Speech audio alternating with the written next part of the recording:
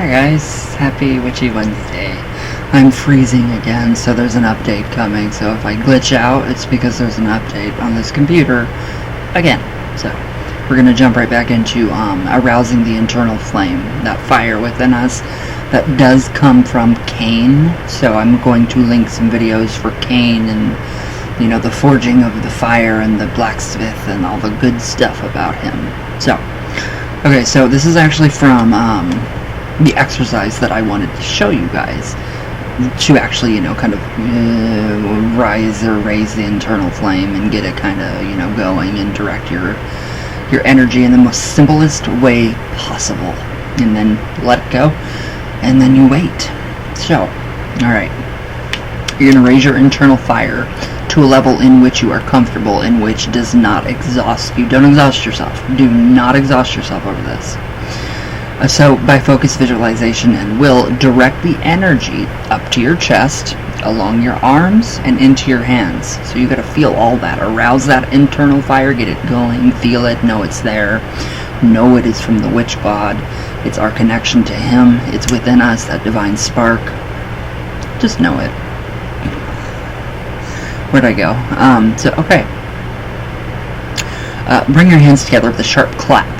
And begin to rub your palms together as if you were kindling or rolling sticks between them, like kindling a fire. So you will soon feel an intense heat to begin to build up between your hands and your palms.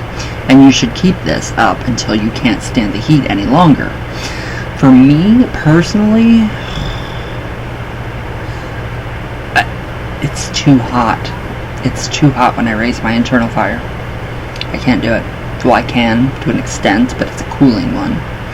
Now, at this point, pick up your wand, staff, or stang and channel the energy into the jewel, sending it out the other end, in the direction of your intent. This should be a blah, blah, blah, blah, blah, blah. You guys understand that? This should be done as a quick shooting out of energy, like a blast filled with the intent of the working, like a lightning bolt. So see it as a lightning bolt quickly. Don't let it, kind of linger, and, just let it go. Just, alright. No long, what did I write there? No long drawn out invocations or spells. Just see what you wish to happen and send the power on its way. So it's the simplest practical thing. It's a very practical. Traditional craft is very practical. Very. So again, much practice is required to reach a proficient level, but most people can actually achieve this with dedicated work. So once a crafter has reached this stage, of course, it should be obvious that the staff or wand is no longer actually needed. So a simple gesture sufficing to send the focused will of the witch on its way. So just anything, like a hand gesture, just like you're throwing a ball of energy. I did that the other night for my friend Kim. You guys know Kim. She's on here all the time in my readings in the reading room, and I love it. And yeah, she felt that energy. So that's kind of what I told her to do. So, and she is actually really, really, really doing amazing at harmonizing her internal energies, because she's getting hot all the time. So she's experiencing some stuff that I won't go into detail because that's not my place to. But the heat, that's what she's experiencing, is the heat. And kind of the dizziness that we get, like, when you're really, really hungry or something like that, you get kind of weak and fatigued, and it's like your blood sugar's low, or, blood sugar. Like me, my blood sugar drops a lot, so that's kind of normal for me to experience these hot flashes and stuff, so. But yeah, just send it on its way. It's very easy. This is the simplest thing. So here's a little exercise for everybody. Everybody do this exercise today. See what you can bring about within 1 week from today. So, yeah, 7 days, not 5 days, 7. So now the point of this present work, however, is in entering the Twilight Realms, using the power raised to enable us to do this, so to affect a change in consciousness, in other words. Because before we look at techniques that are designed to do this, expressly, there is one main technique that almost all crafters employ or would recognize, which is sort of hallowing, stage between raising energy and entering trance state, and we will look at that tomorrow. And it's actually treading the mill. So we already know how that works. But the energy, do the energy work. Seriously, it is so cool. It is fun. What you can do with it. You can do anything. You can do anything. You can curse somebody if you're having a bad day. You can do the whole raise your internal energy, let it go through your arms and your hands, or you clap, and that brings about that energy and then that friction. And then there you go. You pick it up and you direct it, or you can even just use your hands like a ball of energy and just push. So it's super, super, super easy.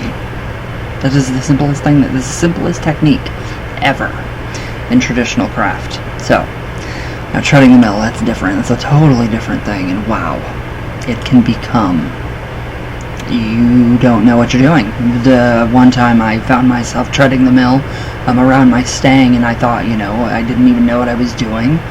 I didn't realize I had been doing it for so long. It was an hour. It felt like a couple minutes, a couple seconds, but it was actually an hour. And I had no clue what I was doing. That's when stuff starts to happen. But if you come to the realization, oh, I know what I'm doing, you're doing something wrong. Because when you're in your hallowed compass, and you begin to tread the mill, which is usually diesel, counterclockwise, or clockwise, Widdershins, not diesel, that's sunwise. You're going Widdershins. So you kind of, have your focal point, which is your stang, or, whatever it is, your fire that you've built, or your cauldron, or a candle, or whatever, a stone, anything natural outside.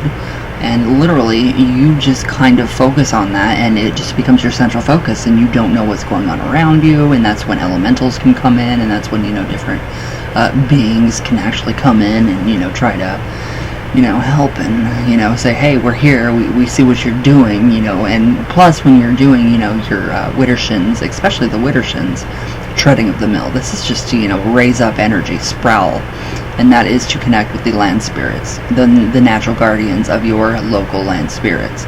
Since traditional witchcraft is very regional, everybody's going to have different land spirits. Mine, I don't know. Living in this old farmhouse, I don't know. I don't know what kind of natural guardians would actually be here. But there's a lot here. There is something here, and I don't know what. There's a lot here. I don't think it's a portal. I think it just sits in between the worlds, this house, because when you come in here, there's no sense of time. There's no sense of, anything in the outside world. Everything just kind of... It's different. I don't even know how to explain it. It is just so different. But you get used to it. You literally get used to that. So I love it. I love my house. I love being here. I love what goes on. The people that are here. That the spirits that are here. Very interesting. Very interesting. But yeah, and it's really interesting that probably I was. This is when cameras. Yeah, like the web cameras, the portable ones that were really crappy. Yeah, that's when I started to use one of those.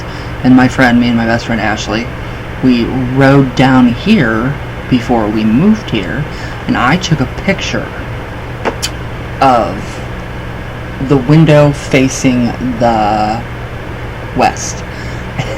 And there was a clear picture of a little boy. Nobody lived here, but there was a really clear picture of a little boy in the window. And he did die from smoking. He was smoking in the closet in here, I think back that way. And he kind of just, yeah, that's sad. It's very sad to think of, so. But it's just very different, the energy. So it's just, I want to think that he has passed on.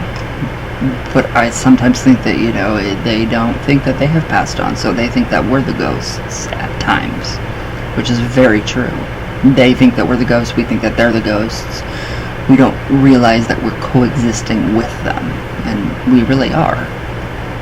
And I do think that the little boy, and I don't know, some of the spirits in this house are very much attracted to the things that I have, like some of the antiques that I have, like the Raggedy Ann doll. She's an original. She's got the cardboard heart. So she was made in probably the 1900s. So there is definitely somebody in this house. There's an entity that is attracted to her. The little boy, he was very curious about me at first. What I was doing at night. Why I was doing it. And I'd feel him. And last night I was getting pushed back in my chair. And I'm about 192. So I don't push easy. And this chair does not push easy. And I already told you guys that, I talked to my dad about the floor and everything, and he said, a contractor, plumber, electrician, the jack of all trades, an amazing man. Love my dad. But yeah, he checked the floor out and, nothing. Not a thing. And then we checked the attic out.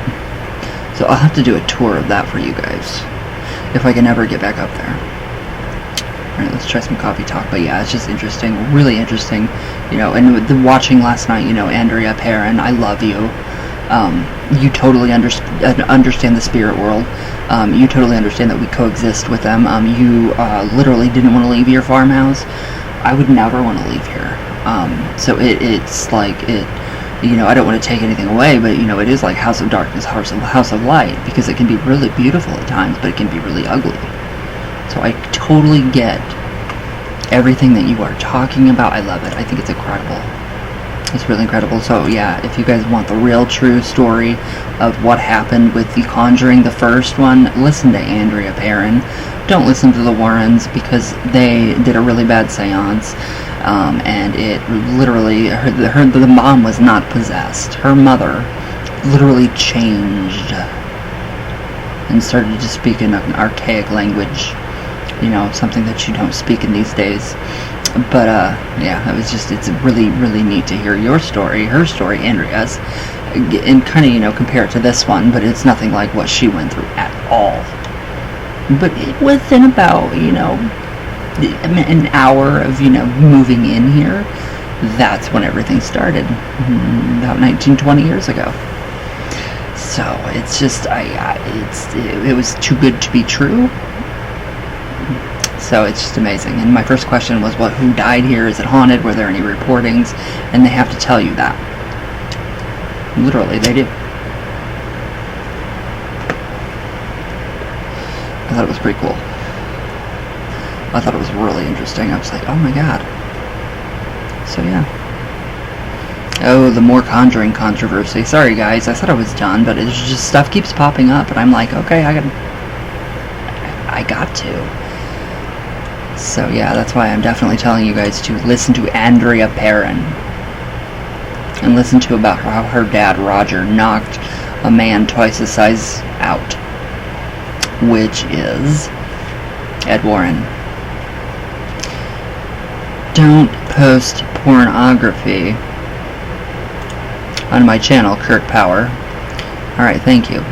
Lady Witch. Hi, my darling. How are you? Cindy Miller.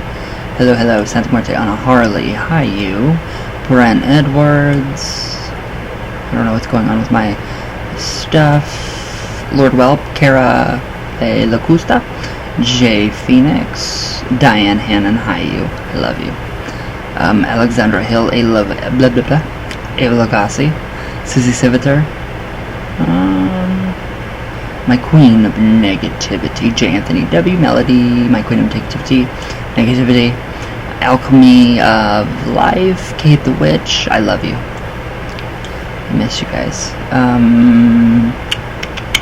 Oh, Yuichi. I like that name. Lisa Oakes. Mr. Dizzy Von Clutch. My Sky Sullivan. Habib. Hi. S. Chloe Flores. Hello. Hola. Cat Braun. Hi, my love. Honey M. Hello. Falcon Moon. Hey, you. How are you? It's been like a long time. I shakes booty. Alright, guys.